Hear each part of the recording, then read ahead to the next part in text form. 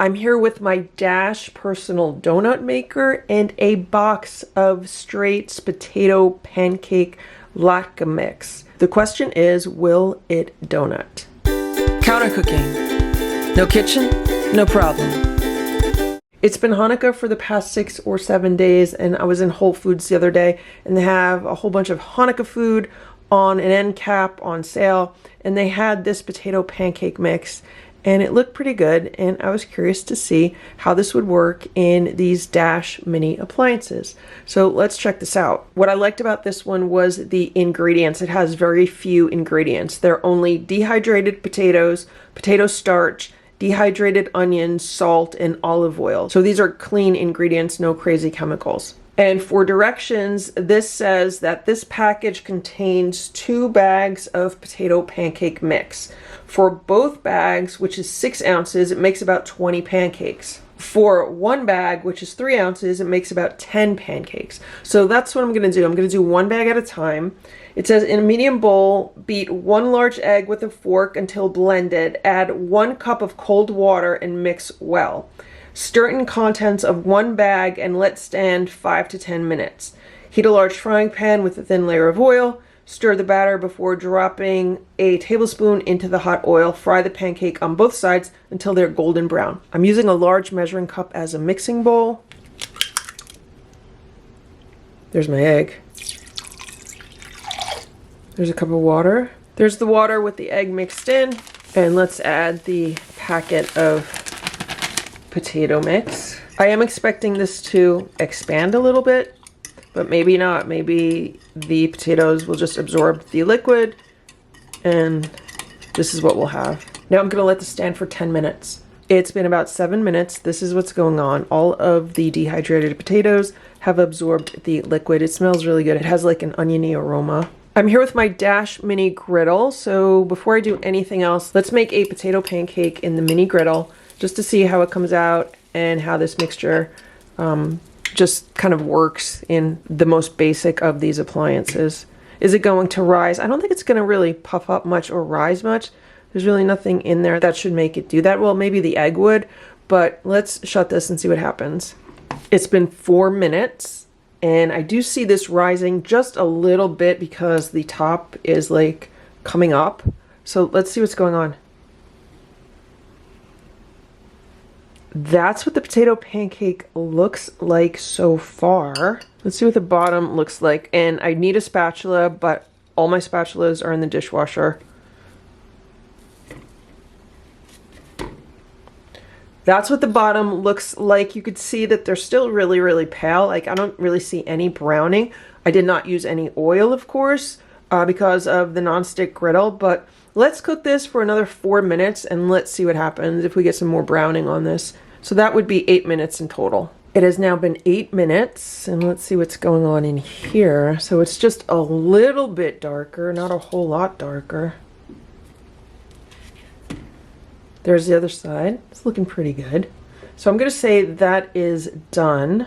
Here is the potato pancake. I think it's really interesting the way that there is like these ridges along this side of it. It almost looks like larger pieces of grated potato. Let's see how this is. So all the potato starch in the ingredients, the dehydrated potatoes and the potato starch is what gives it its shape here.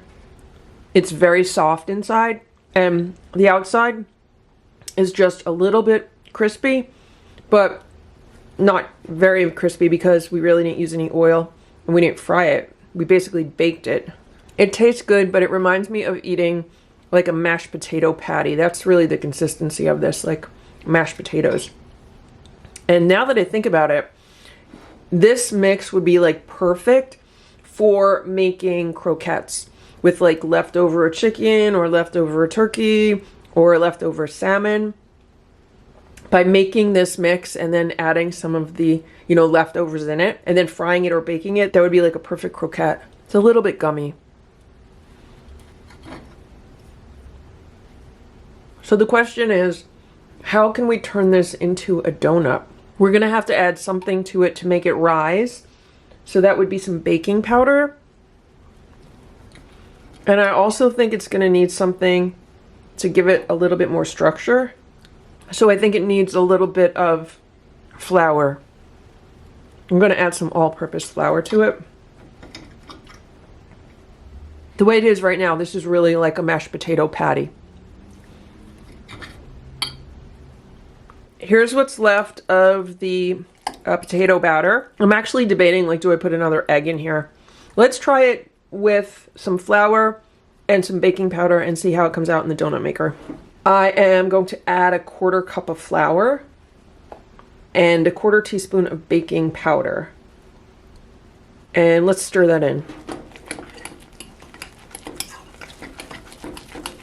I want to make sure that the baking powder is evenly distributed. Okay, so I think that looks good. Here's the donut maker.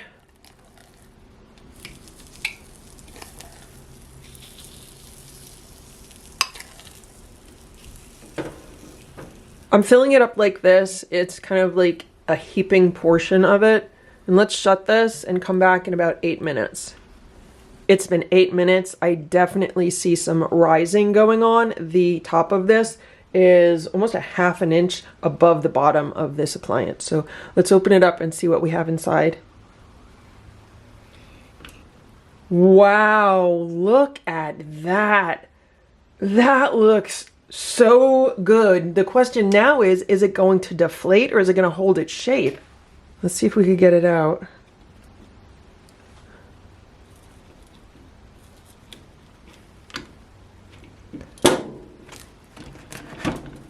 That's what the bottom looks like. The bottom is beautiful.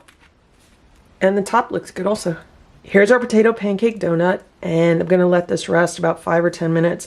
I already see it starting to deflate on top. So let's see what happens after like 10 minutes. How deflated is it gonna be?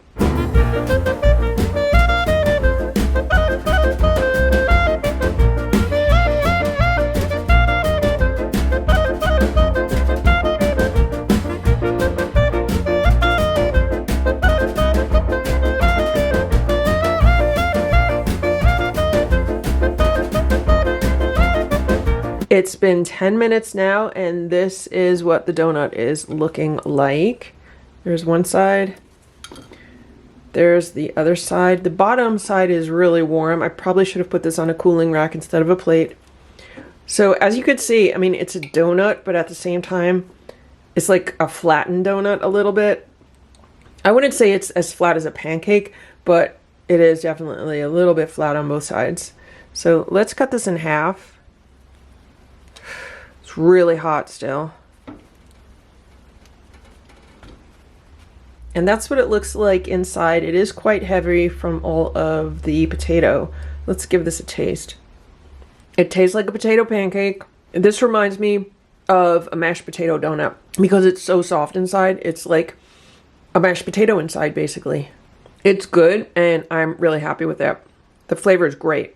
Obviously, this could be served with some applesauce or some sour cream, which are traditional ways to eat potato pancakes. This would also make a really nice savory dish. Like, I could see this with some like gravy on the bottom of the plate, followed by this mashed potato donut, and then maybe some like roast beef or roast turkey or something like that, roast chicken on top of it.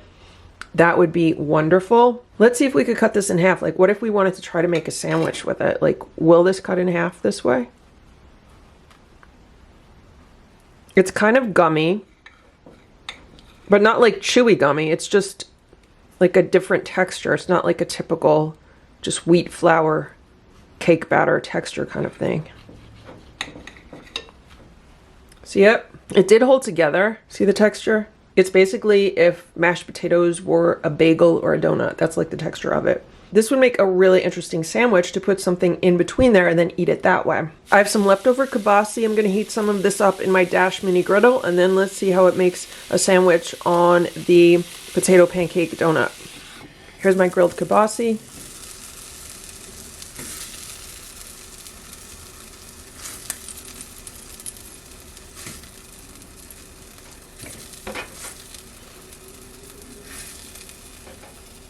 I added a little bit of mustard and just a little bit of sauerkraut. Here's my sandwich. And the potato pancake donut or potato pancake bagel holds up really nicely. This is a really nice bite. That's really good. This would also make a really nice breakfast sandwich with some egg and maybe some cheese or bacon or ham.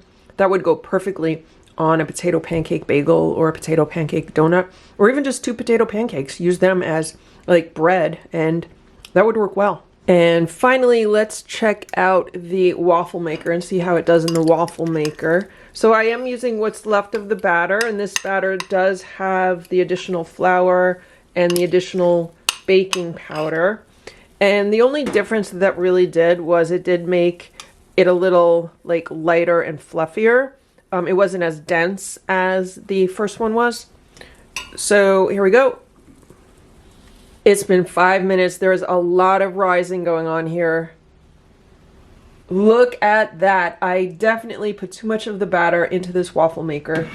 Let's take it out. There's the bottom. The bottom looks good. Here's the potato pancake waffle. I think it looks really good.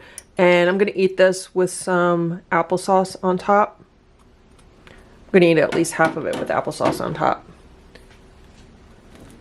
Let's taste it. That is really good, and I really like how the waffle iron gives you much more crispy areas versus the griddle or the donut maker. I mean, the donut maker's fun, but the waffle iron, like, this is probably my favorite way that it came out so far. Because even though the inside of it is still very soft like a mashed potato, you do get a lot more of like the crispy edges from the waffle design.